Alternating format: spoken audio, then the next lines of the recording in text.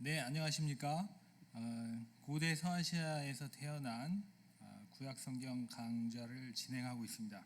오늘은 예언서와 구약성경에 대해서 공부를 해보도록 하겠습니다. 자, 예언이란 무엇일까? 네, 예언이 뭔지는 우리가 찾아볼 필요가 없겠습니다만은 그 구어 사전에는 이렇게 두 가지 정의가 기록되어 있더군요. 첫째, 예언이란 앞으로 다가올 일을 미리 알거나 짐작하여 말하는 일이다. 네, 이게 우리가 일반적으로 알고 있는 예언의 정의가 되어 있죠. 우리는 무슨 일이 있을지, 미래에 무슨 일이 있을지 미리 알 수가 없지만은 예언이라는 것은 그것을 할 수 있는 어떤 능력, 그런 능력을 가지고 있는 사람, 그렇다고 얘기할 수 있겠고요. 또 두 번째로 신탁을 받은 사람이 하나님으로부터 직접 계시된 진리를 사람들에게 전하는 일 또는 그런 말, 이렇게 써 있습니다. 이 중에서 두 번째 정의는 사실은 저희 기독교의 그 예언자의 뜻과 더 밀접하게 관련이 되어 있어요. 첫 번째 뜻은 어떻게 보면은 전복수라고 관련이 되어 있어가지고 일반인이 알 수 없는 미래의 일을 알아서 알려주는 것, 그런 기술이라고 볼 수 있다면은, 두 번째 것은 인간의 의도하고는 그렇게 크게 상관이 없이 신이 어떤 그 예언자에게 계시를 주는 거죠. 네, 그리고 그 예언자는 그 계시를 받아서 그것을 들어야 하는 사람들에게 전하는 거예요. 그래서 사실은 가운데 있는 사람들은 중재자 역할을 하는 것이고, 예언자보다는 사실 대신 말해주는 사람, 대언자 정도가 더 정확한 이 호칭이 될 수 있지 않을까, 그렇게 생각을 합니다. 자, 그게 이제 그 예언이 무엇일까 이렇게 생각해 봤을 때 우리가 배울 수 있는 것이고, 자, 이것이 이제 실제로 어떤 식으로 나타났는지 구약 성경에 있는 이사야서, 그 다음에 이제 메소포타미아에서 전해져 내려오는 예언 전승, 이것을 비교를 해 가면서 얘기를 해보도록 하겠습니다. 자, 첫 번째 이사야 선지자에 대해서 우리가 잠깐 알아보면, 우리는 이사야라고 부르지만 사실은 예샤야후, 히브리어로 예샤야후라고 이렇게 얘기하고요. 기원전 8세기, 8세기에 살던 사람입니다. 예루살렘 출신이고 아모스의 아들이라고 알려져 있어요. 유다 왕과 근거리를 유지하고 왕의 행적을 기록한 사람이다. 이렇게 또 얘기하고 있고요. 그 이유는 뭐냐면 그 선지자들이 활동하는 어떤 그 배경이랄까요? 그 사람이 활동하는 지역이라든가 아니면 그 사람이 말씀을 선포하는 대상, 이런 것들을 보게 되면은 이사야 선지자는 굉장히 왕과 가까운 곳에 살면서 하나님께서 그 유다 왕에게 전달하고자 하는 그 계시를 누구를 거치지 않고 직접 이렇게 얘기해 주는 것을 볼 수가 있다는 것이죠.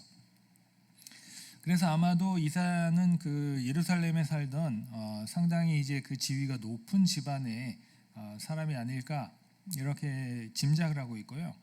궁중 서기관이 아닐까 이렇게 추정을 하는 경우도 있습니다.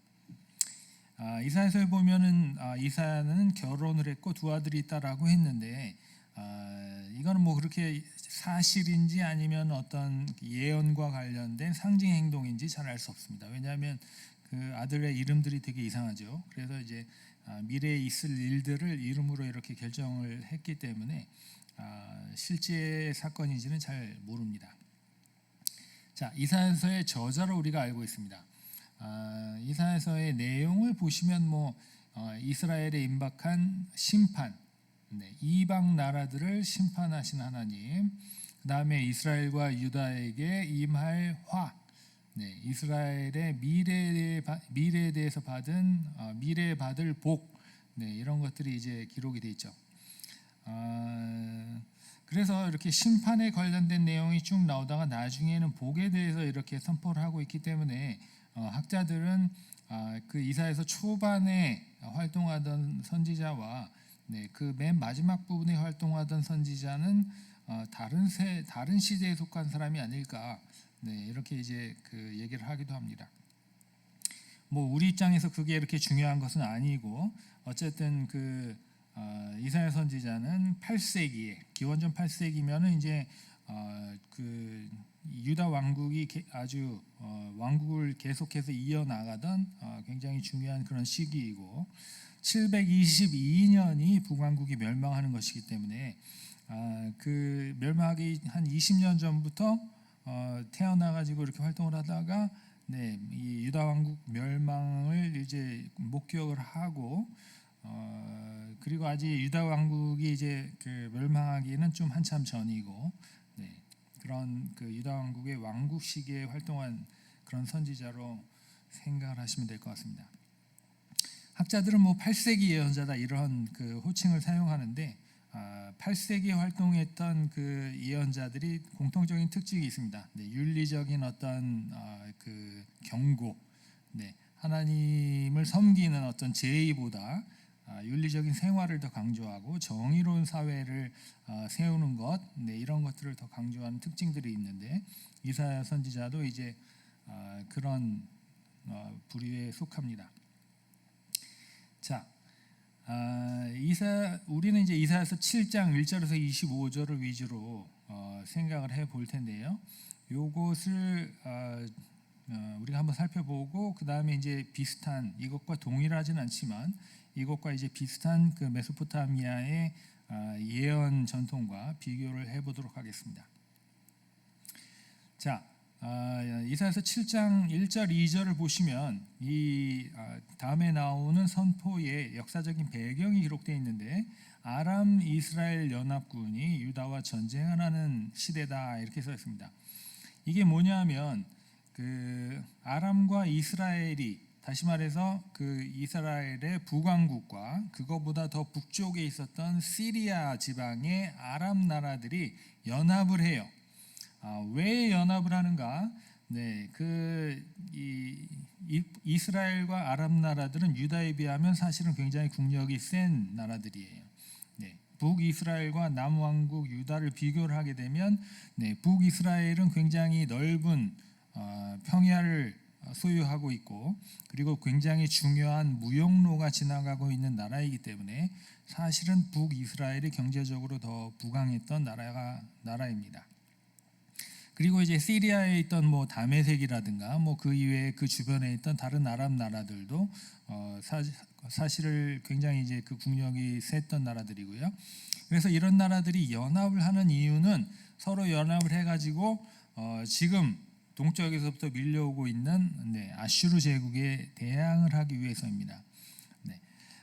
그런데 문제는 뭐냐면 유다 왕이 거기에 동맹을 맺지를 않았어요. 지금 아슈르에 대항해서 싸우기 위해서는 한 나라라도 더 이렇게 참여를 해가지고 반항군의 이 반란군의 그 세력을 키우는 게 굉장히 중요한데 유다 왕이 거기에 이제 협조를 안 했다는 것이죠. 어떻게 보면 그게 현명한 선택이었어요. 왜냐하면 앞으로 한 100년간 7세기 말까지는 아슈르 제국을 대항할 수 있는 나라가 전혀 없기 때문에 지금 8세기에 이 시대에 반아슈르 동맹에 가담하는 것은 굉장히 어리석은 일인데 물론 이제 그 당시의 사람들은 그런 것을 미리 내다볼 수 있는 그런 눈은 없었겠죠. 어쨌든 이런 이유로 아람과 이스라엘 연합군이 유다와 전쟁을 하게 됩니다. 우리 동맹에 들으라고 너 혼자 이렇게 뻗디기지 말고 우리에게 힘을 보태라고 요구를 하고 있는 것이죠. 그러니까 그 당시에 이제 이스라엘과 그 근처에 있는 나라들이 서로 어떤 국제적인 외교 관계를 맺고 있었는지 그리고 어떤 공동의 적을 극복하기 위해서 어떤 식의 이제 계획을 세우고 있었는지 알 수 있는 그런 장면이 아닐 수 없습니다. 자, 거기에 대해서 하나님의 말씀이 선포되는데 3절부터 보시면은 선포 장소와 선포 대상이 이제 지정이 되고 있는데 이게 이제 유다 왕이죠. 그리고 이제 그 세탁자의 마당인가 뭐 어디 특별한 곳으로 가라고 하나님이 지정을 해주십니다. 그러니까 왕이 그곳을 지나갈 것을 알고 거기 나가서 왕에게 이제 직접 말을 해야 되는 것이죠. 자, 그 다음부터 이제 그 하나님께서 전하라고 한 메시지가 나오는데 그게 뭐냐면 두려워 말고 낙심하지 말라. 이 말입니다. 무슨 말이죠? 지금 유다 왕은 전쟁을 해야 될 그런 찰나에 놓여져 있고, 특히 지금 자기보다 훨씬 국력이 센 이스라엘이나 아람이 연합을 해가지고 작은 유다 나라를 쳐들어온 이런 상황이라는 것이죠. 굉장히 이제 절망하기 쉬운 그런 조건이고, 포기해야 되나 이렇게 생각해야 될 만한 그런 상황이에요. 그런데도 불구하고 하나님 뭐라고 하느냐? 두려워 말고 낙심하지 말아라. 이게 전형적인 이 예언자들의 표현입니다. 두려워하지 말아라. 낙심하지 말아라. 왜냐하면 여호와 하나님이 함께 하시기 때문에 너의 유다 왕국의 실질적인 어떤 조건이 훨씬 못한다고 하더라도, 유다 왕국의 군사력이나 경제력 이런 것들이 실질적으로는 그 적수가 되지 못한다고 할지라도 하나님께서 함께 계시기 때문에 걱정할 필요가 없다. 이렇게 이제 선포하고 있죠. 그 다음에 이제 10절부터 보시면 우리가 너무나도 잘 알고 있는 징조가 나타납니다. 한 아이를 주시겠다는 것이죠. 그래서 원래 히브리어로 하면은 알마가 잉태하여서 아이가 태어날 텐데, 그 아이가 태어난 다음에 자라가지고 뭘 이렇게 먹어보고 이게 맛있다 맛없다 얘기하기 전에 어떤 그 기간을 얘기하는 것이죠. 어떤 여인이 잉태해서 아이를 낳고 이 나이가 뭐 완전히 크기 전에 아직 어린 아이였을 때, 그 정도의 기간이 지나가기 전에 지금 그 유다를 위협하는 이 세력들이 다 없어질 것이다. 그러니까 걱정하지 말고 견뎌라. 이렇게 말씀하고 계십니다. 여기서 그 히브리어 알마라고 하는 그 말은 사실은 젊은 여인이라는 뜻이고, 처녀는 아닌데 이제 나중에 처녀로 신약 성경에 가면 이제 처녀가 잉태하여 아들을 낳으리니 이렇게 옮겨지고 있죠. 그 전승이 이제 약간 다른 색깔로 옷을 입고 있는 그런 현상을 보여주고 있는데, 그리고 지금 이사야서 7장에서는 이 젊은 여인이 낳을 아이가 어떤 특별한 다른 의미가 있는 아이는 아니고, 지금 선포하고 계신 하나님의 메시지가 성취될 시간적인 틀을 얘기해 주는 것일 뿐이죠. 그러니까 임신을 해가지고 아이를 낳았으면 뭐 10개월일 것이고, 얘가 뭐 맛있다 맛없다를 아는 정도면 뭐 몇 개월 안 걸릴 텐데, 다시 말해서 한 뭐 1년이나 1년 내외의 기간 동안 그 정도만 여러분이 견딘다면 하나님께서 지금 이 전쟁 위협을 사라지게 해주실 것이다. 이게 이제 주제인데, 요 말씀이 이제 새롭게 해석되면서 그 처녀가 잉태해서 낳은 아들이 이제 우리를 구원하실 구원자가 되는 것으로 이제 신약 성경에서는 해석이 되고 있습니다. 그 이후에는 7장 18절에서 25절에는 보면 아슈르 왕의 침입에 대해서 선포하고 있는데, 사실은 이것은 어떻게 이해해야 될지 논란이 있는 부분입니다. 왜냐하면 전반적으로 지금 7장 처음부터 17절까지는 희망의 메시지를 전하고 있는데, 이사야 선지자가 지금 그 18절 이후에는 약간 이 심판의 예언을 전해주고 계시거든요. 그렇지만 어쨌든 이 성경 본문은 아슈르 왕이 침입을 하고 뭐 이렇게 될 것으로 얘기를 하고 있습니다. 물론 좋게 생각할 수도 있겠죠. 아슈르 왕이 지금 침입을 해 온다는 것은 이 반아슈르 동맹군을 형성하고 있는 아람과 이스라엘 연합군을 공격하는 것이기 때문에, 그렇게 되면 유다 왕으로서는 어떻게 보면은 자기에게 불리한 상황이 제거될 수 있는 그런 상황으로 볼 수도 있을 것 같기도 합니다. 자, 이것이 이제 이사야 선지자의 선포 내용이죠. 정리를 하자면 지금 전쟁 상황이에요. 전쟁 상황이고 사실은 유대에게 굉장히 불리할 수 있는 전쟁 상황인데, 이때 여호와 하나님께서 메시지를 주시고 두려워하지 말아라, 낙심하지 말아라, 그렇게 말씀해 주시고, 이 예언이 이루어질 것이라고 하는 그 징조까지 보여주신다. 그게 내용입니다. 자, 이것을 우리 메소포타미아의 전통하고 비교를 해볼 텐데요. 메소포타미아에도 예언 전통이 있습니다. 예언 전통이 있는 정도가 아니고 사실은 굉장히 중요한 그 문화적인 종교적인 전통으로 그 사회의 일부분을 차지하고 있는데요. 사실 메소포타미아에서는 그 예언보다는 신탁이 훨씬 더 중요한 그 어떤 중요한 기술로 그 존중을 받습니다.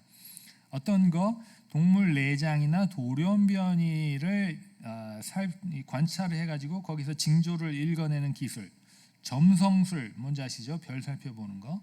그 다음에 전조나 징후 해석. 이것은 전조나 징후 해석은 특별한 어떤 종류의 현상이 아니고 이 메소포타미아의 신탁 전통에 따라서 의미가 있는 어떤 그 상황을 말하는 것입니다. 여기서 예를 좀 들어서 보여드리는 게 더 좋겠네요. 첫 번째 동물 내장 읽기, 이게 뭐냐면 지금 그 뒤에 보시는 그림입니다. 이 그림이 뭐냐면 진흙으로 빚은 양의 간 모양이에요. 양의 간을 직접 본 일이 전혀 없습니다만은 이분들은 이제 이렇게 양의 간을 모델로 만들어 놓고 보시면 이제 약간 튀어나온 부분도 있고 이제 움푹 들어간 부분도 있고 높은 부분도 있고 낮은 부분도 있죠. 그래서 각각의 그 부분이 어떤 특별한 의미가 있다고 생각했습니다. 그래서 그것이 이제 일반적인 보통 간하고 조금 다른 형상을 가지고 있을 때 이게 무슨 의미인가 이거를 읽어서 점을 쳤다는 것이죠. 이게 굉장히 메소포타미아 지방에서는 제일 신빙성 있는 신탁을 받는 방법으로 알려져 있고요. 굉장히 이제 옛날부터 계속 반복해서 사용해 오던 신뢰할 수 있는 신탁 받는 방법, 이것으로 이제 알려져 있습니다. 점성술은 뭐 아까 말씀드렸다시피 별 행성이라든가 아니면 다른 별들이 어떤 식으로 움직이고 하는 것을 보고 점치는 것이고, 전조 징후, 이것은 이제 정말 특별한 일이 없는데 이게 이제 옛날에 무슨 일과 상관이 있었다, 이런 게 이제 전통으로 전해져 내려오는 거예요. 예를 들면 오늘 아침에 성문 앞에 나갔더니 여우 한 마리가 동쪽에서 서쪽으로 지나갔다. 그런데 그 사건이 있은 이후에 그 나라에 무슨 큰 일이 있었다. 이것이 징조로 그 기록에 남아 있어요. 그러면은 이게 옛날부터 이제 이런 징조를 수집해 가지고 여러 가지로 놔뒀기 때문에 이게 이제 굉장히 신의 뜻이 스며들어 있는 의미 있는 전통으로 생각을 하는 것입니다. 그래서 몇백 년 지난 이후에 똑같이 성문 앞에 여우가 나타나 갖고 지나가게 되면 같은 사건이 일어나겠구나라고 이제 짐작을 하는 것입니다. 그게 전조나 징후 해석이 되겠고요. 색깔 있는 돌 고르기, 꿈 해몽, 물 위에 기름을 띄워놓고 그 모양을 본다거나 연기를 피워놓고 연기의 모양을 본다거나 다양한 기술들을 사용했습니다. 또 이제 신탁을 특별히 점지를 해주시는 신이 있다고 이제 믿었는데 샤마시와 아다드인데요. 샤마시는 태양신입니다. 태양신은 하늘에 떠서 모든 것을 살펴보는 신이기 때문에 신탁을 내려줄 수 있는 그런 신이고, 아다드 신은 폭풍우의 신이에요. 비와 바람과 천둥, 번개 이런 것들을 다스리는 신이죠. 그러니까 굉장히 힘이 있고 모든 일을 할 수 있는 용감한 용사와 같은 그런 신이에요. 그래서 이런 신들이 신탁을 내려준다고 생각하고 그 신전에 가서 신탁을 받았어요. 예언 전통도 굉장히 많이 남아 있는데요. 신전에 소속된 제의적 예언자, 이게 무슨 말이냐면 예언자가 직업이었어요. 여러분이 이제 일반 다른 직업, 이제 도공이라든가 무슨 가축을 기르는 목동이라든가 이런 것을 직업으로 삼는 것처럼 예언자를 직업으로 삼을 수 있었다는 것이죠. 물론 아무나 예언자가 될 수 있는 것은 아니고 사실은 예언자 집안에서 태어나면 예언자가 되는 경우가 많았지만 어쨌든 이것이 이제 직업으로 그 제의적인 어떤 제사장의 역할로 이렇게 이렇게 결정이 돼 있었다는 것이고요. 예를 들어서 이시타르 신전에 있는 공식 예언자, 이런 사람들이 있었다는 것입니다. 재미있는 것은 기록이 이런 예언자들이 이 글로 써서 남겨놓은 예언서들이 남아 있는데 주로 그 내용이 왕의 안녕과 종교적인 의무 이런 것들에 대해서 논하고 있다는 것이 특징입니다. 그래서 이런 것들이 이스라엘 문화와 어떤 영향을 주고받았을까, 그것이 이제 우리의 관심이 되겠고요. 이것들은 몇 가지 예를 들어서 보여드리는 것입니다. 그 고대 근동 문학 선집 같은데 보시면 이런 예언서들이죠. 그 메소포타미아에서 전해져 내려오는 예언서들이 이렇게 남아 있는데, 에살핫돈을 위한 신탁, 아슈르바니팔에게 보낸 편지, 아슈르바니팔에 관한 닌닐의 신탁, 아슈르바니팔에 관한 꿈, 이런 그 예언서들이 남아 있습니다. 다 거의 공통적으로 이 아슈르 왕들이 지금 어떤 전쟁이나 이런 관련된 일과 관련해서 신탁을 받고 싶어 했고, 그래서 이제 이런 예언을 받았다는 것을 알 수가 있습니다. 에사라돈, 아슈르바니팔 전부 다 아슈르 왕들 중에 이제 점령 왕들인데, 그 보시다시피 7세기에 다시 말하면 아슈르 제국이 이제 전성기로 달리고 있을 때, 그때 이제 그 이 왕들이 예언을 많이 받았다는 것이죠. 그러니까 나름대로는 자기들이 이제 전쟁에서 승리하고 제국의 영토를 넓히고 이렇게 살고 있었지만, 다른 면으로는 이 왕들도 굉장히 이제 걱정이 많았다는 것이죠. 그래서 여러 신들의 예언을 받아서 과연 자기가 여기 군사원정 나가면 성공할 수 있을지 그 신탁을 받았다고 이제 생각하시면 되겠습니다. 다음 슬라이드로 넘어가 보면 그런 그런 것들 이외에 신탁 모음집들도 있습니다. 이것은 아까 말씀드린 바와 같이 다양한 징조를 모아놓은 그 문서들입니다. 그래서 복과 관련돼서 안전, 풍작, 축제, 전승, 신전, 재건 이런 것과 관련된 징조도 있지만, 반대로 왕의 살해, 외적 침입, 반란, 패전, 거주지가 폐허가 되는 거, 그 다음에 성물을 강탈당하는 거, 이런 굉장히 안 좋은 일이 벌어지는 그런 징조도 있다고 기록이 돼 있어요. 그러니까 어떻게 하겠어요? 좋은 징조가 일어나면 왕께 알리고 기뻐하면 되겠지만, 이런 나쁜 일이 일어날 그런 흉조가 나타나게 되면 뭔가를 해야 되겠죠. 예를 들어서 왕이 살해될 징조가 일어났어요. 이런 건 주로 이제 그 일식, 월식 이런 것들이 이제 이렇게 해석이 됩니다. 일식이나 월식이 일어났는데 어떤 특별한 조건과 함께 일어나는 바람에 굉장히 불길하게 해석이 될 적에 왕이 살해될 수 있다. 이렇게 생각을 했는데요. 그럴 때 어떻게 했냐면 아슈르 왕은 7세기에 살던 아슈르 왕들은 대리왕 제도라는 것을 실시했습니다. 그 불길한 기간이 있어요. 몇 개월. 그 몇 개월 동안 자기 대신 아슈르 왕의 왕궁에 들어와 앉아 있을 대리왕을 임명합니다. 그리고 실제 왕은 그 자기의 원래 왕궁을 떠나서 이제 다른 곳에 가서 거주를 하게 되는 것이죠. 그래서 그 몇 개월 동안 그 피해 있다가 그 몇 개월이 지나면 이제 다시 이제 왕궁으로 돌아오는 것인데, 만약에 그 불길한 기간 동안 그 대리왕이 어떤 정말로 무슨 나쁜 일이 생겨가지고 죽었다. 그러면 이제 얼마나 그 점수를 하는 그런 사람들 입장에서는 얼마나 다행이겠습니까? 그래서 그 사람은 이제 죽어 나가고 이제 원래 왕이 돌아오는 것입니다. 근데 그 불길한 기간 동안 뭘 어떻게 했는지 이 대리왕이 죽지 않고 살아남았어요. 그럼 어떻게 될까요? 한 나라에 이제 왕이 2명은 있을 수 없기 때문에 그러면 대리왕은 살해됩니다. 죽이는 것이죠. 그래서 그 가짜 왕은 죽이고 이제 원래 왕이 돌아오는 것입니다. 이런 대리왕 의식을 아슈르 왕들이 이제 실행을 할 만큼 이런 전복술이나 예언에 굉장히 이제 그 예민하게 반응을 했고, 여기에 그 기대고 있었다. 그것을 알 수가 있습니다. 자, 실제로 어떤 신탁들이 있었는지를 보여드리는 내용인데요. 여기 이제 그 신탁 모음집이에요. 자, 첫 번째를 한번 우리가 같이 읽어보겠습니다. 에사라돈 온 땅의 왕이여 두려워 말라.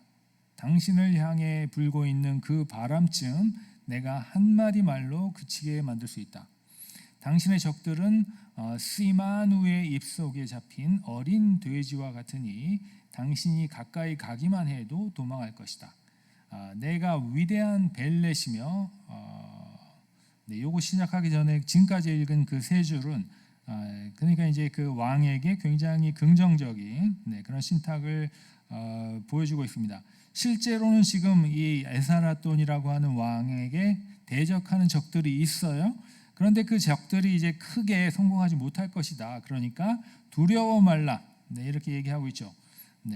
이 말 아까 우리 이사야서 7장에도 나왔던 말입니다. 두려워 말라. 이게 이제 우리 성경을 기록한 히브리어, 그 다음에 이 에사라돈의 신탁을 기록한 이 아카드어 원문을 보시면 그 동사까지 똑같아요. 팔라후, 팔라흐라고 하는 이 동사인데 두려워하지 말아라. 이게 완전 그 전문 용어예요. 이게 이제 그냥 그 상황에 맞기 때문에 만들어낸 어떤 문장이 아니고 이런 예언자들이 긍정적인 메시지를 할 때 반복해서 사용하는 전문 용어예요. 자, 그 적들을 대신 물리쳐 줄 것이다. 내가 위대한 벨레트이며 그랬죠. 벨렛은 여주인이라는 말이에요. 여주인이라고 하면서 일종의 호칭으로 사용하고 있는 거고요. 아르벨라의 여신, 아르벨라는 도시 이름이에요. 지금도 여러분 가끔 이라크에 관련된 뉴스를 들으시면 아르빌이라고 하는 도시가 계속 나와요. 그 옛날부터 이제 굉장히 중요한 도시였고 현재까지도 사람들이 살고 있는 곳이죠. 이슈타르, 이게 이제 그 여신의 이름이에요. 이슈타르, 우리 성경에 나와 있는 아쉐라하고 굉장히 비슷한 이름이죠. 그래서 지금 이슈타르 여신이 아르벨라에 있는 신전에 거주하고 계신 이슈타르 여신이 나는 여주인이다라고 하면서 신탁을 주고 계셔요. 당신의 모든 적들을 파괴해 주는 여신이다. 지금까지 내가 믿을 수 없는 신탁을 내린 적이 있었던가? 내가 바로 아르벨라의 이슈타르이다. 내가 당신의 적들을 몰래 숨어 기다리고 있다가 당신의 손에 고스란히 넘기겠다.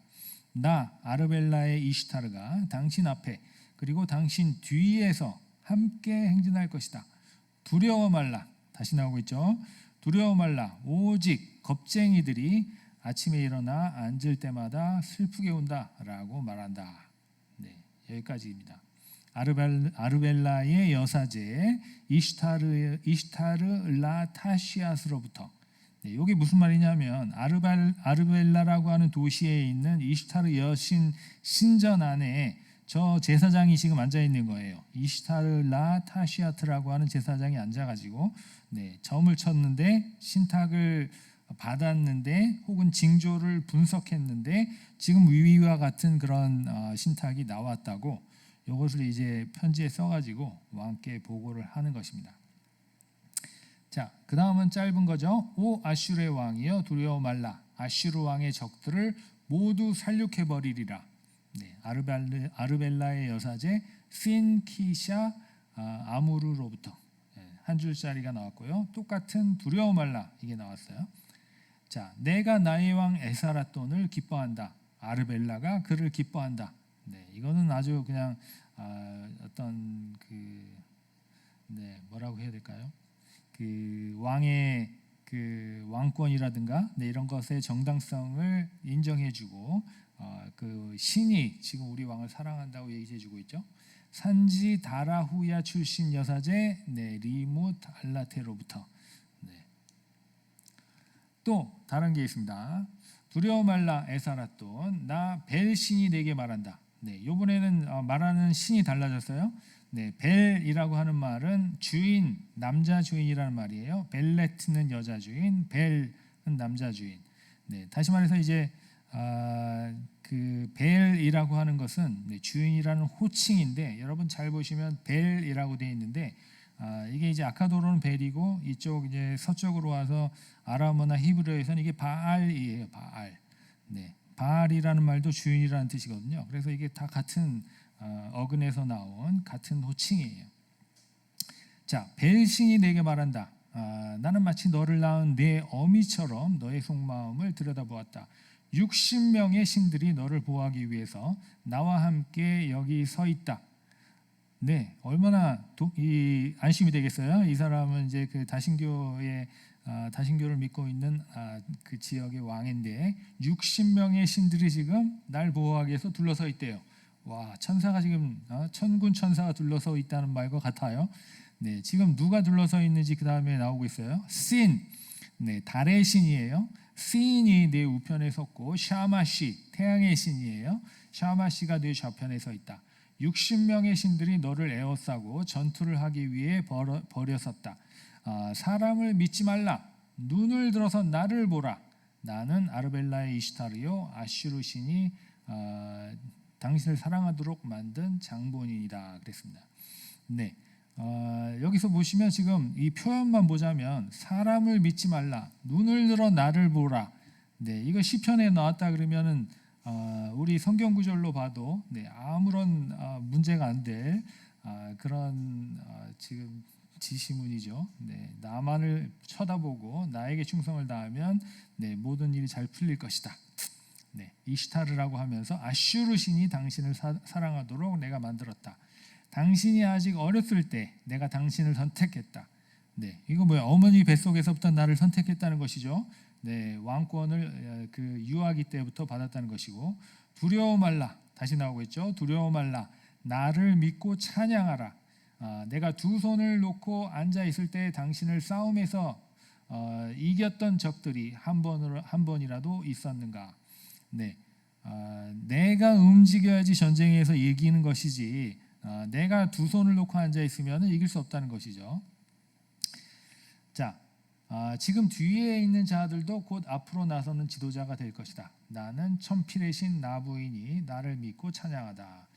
네, 계속해서 말하고 있는 신들의 정체가 바뀌고 있는데 네, 마지막에는 나부라고 하는 신이 그 자기를 믿으라고 얘기하고 있습니다. 아르벨라의 여사제 바이아로부터. 네, 나는 아르벨라의 이시타르이다. 아슈르의 왕 에사라돈이여, 아슈르, 니느웨, 칼락 그리고 아르벨라 안에서 내가 당신이 누릴 날들과 해들을 무한하게 만들었다. 이게 무슨 말인가 하면 장수한다는 거예요. 네, 그 에사라돈이 살 날들 그게 이제 무한히 길어진다, 장수한다. 내가 아슈르의 왕 에사라돈을 위해 엘메슈로 만든 등불을 밝힐 것이다. 네, 이런 얘기를 하고 있습니다. 오 에사라돈, 합법적인 왕권의 소유자, 닌닐 여신의 아들이여. 네, 여기는 지금 아슈르 왕을 여신의 아들이라고 표현하고 있어요. 네, 닌닐 여신은 슈메르 때부터 섬기고 있는 그 최고신 엔닐의 부인이거든요. 그러니까 이제 그 최고신 부부 사이에서 엔닐과 닌닐 사이에서 태어난 존재가 에사라돈이다 이렇게 얘기하는 것이죠. 네, 하나님의 아들이라고 얘기하는 거예요. 내가 당신을 위해 당신은 당신이 지은 궁전에서 편히 살 것이며 당신의 아들과 손자들이 니누르타 신의 무릎 위에서 대대로 왕권을 행사할 것이다. 네, 이거 거의 그 대대로 이어지는 영원한 왕조를 약속하는 그런 말씀이죠. 네, 그래서 그 에사라돈은 물론 그 아들과 손자들이 대대로 왕이 될 것이다. 니누르타 신은 역시 이제 슈메르 때부터 섬기는 영웅신이에요. 나가서 전쟁에서 싸워서 이기는 괴물을 물리치는 그런 신이에요. 그런 신의 무릎 위에 그 아슈르 왕들이 앉아 있다는 것은 그 신이 지켜준다는 것이죠.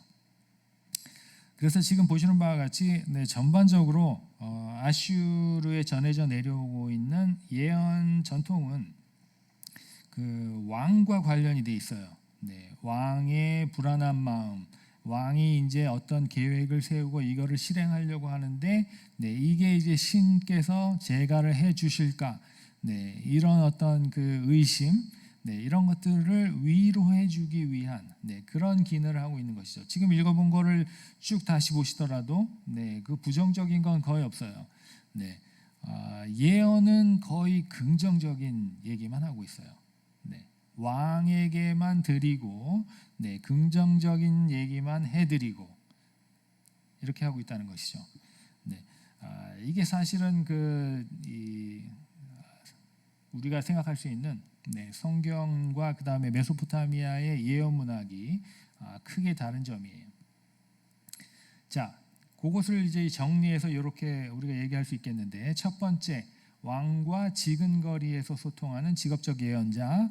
네, 이게 아까 우리가 얘기했듯이 이사야 선지자도 아마 이런 예언자였을 것이다라고 이제 우리가 짐작을 하고 있고요. 지금 우리가 메소포타미아의 이 문학에서도 여러분이 보셨다시피 어떤 이 나라에서 이렇게 지원하는 공식적인 신전이죠. 네, 그 신전에 속한 제사장들이 예언을 받아서 왕에게 보고하고 있는 모습을 보고 계십니다. 다시 말해서 이제 예언자는 그게 하나의 직업이라는 것이고, 직업인으로 활동하는 예언자는 메소포타미아에서 이스라엘까지 어디나 다 있었다는 것입니다. 그래서 이런 예언자들이 하는 일은 국가 중대사에 대한 신탁 예언을 받아서 전달했습니다. 네, 국가 중대사에 대한 것이기 때문에 사실은 나쁜 일이 있으면 그걸 피해야 되고, 이거는 이제 성공할 것이기 때문에 추진해도 괜찮고, 이런 어떻게 보면은 허락을 해주고, 그것을 이제 반대하고 이런 역할을 하게 돼 있는 것인데, 그 결과가 사실은 처음부터 정해져 있는 것으로 볼 수도 있어요. 두 번째 보시면 제도권 종교인과 제야의 목소리, 이거를 구별할 수 있다는 거예요. 다시 말해서 제도권 종교인이면 정말 자기 목숨을 걸고 왕에게 나가서 당신이 이런 계획을 세우고 있지만 이건 절대로 안 될 거예요. 하지 마세요. 라고 얘기를 해야만 했을 텐데 그런 건 남아있지 않다는 거예요. 그게 남아있는 거는 성경책이고, 그게 남아있지 않은 것은 메소포타미아의 예언 전통이라는 것입니다. 여기에서 이제 이 예언자가 정말 왕에게 기대고 있는지 아니면 자기가 섬기는 신에게 기대고 있는 것인지 그걸 구별할 수 있는 어떤 분기점이라고도 할 수 있는데요. 왕에게 월급을 받고 왕을 위로하는 그런 어떤 기능을 한다고 생각하는 종교인들은 절대로 왕에게 이제 싫은 소리를 할 수는 없겠죠. 그래서 사실은 얼마나 더 왕의 마음을 잘 위로할 수 있는가, 그 표현을 연구하는 게 오히려 더 그런 제도권 종교인들의 기능이 됐을 것입니다.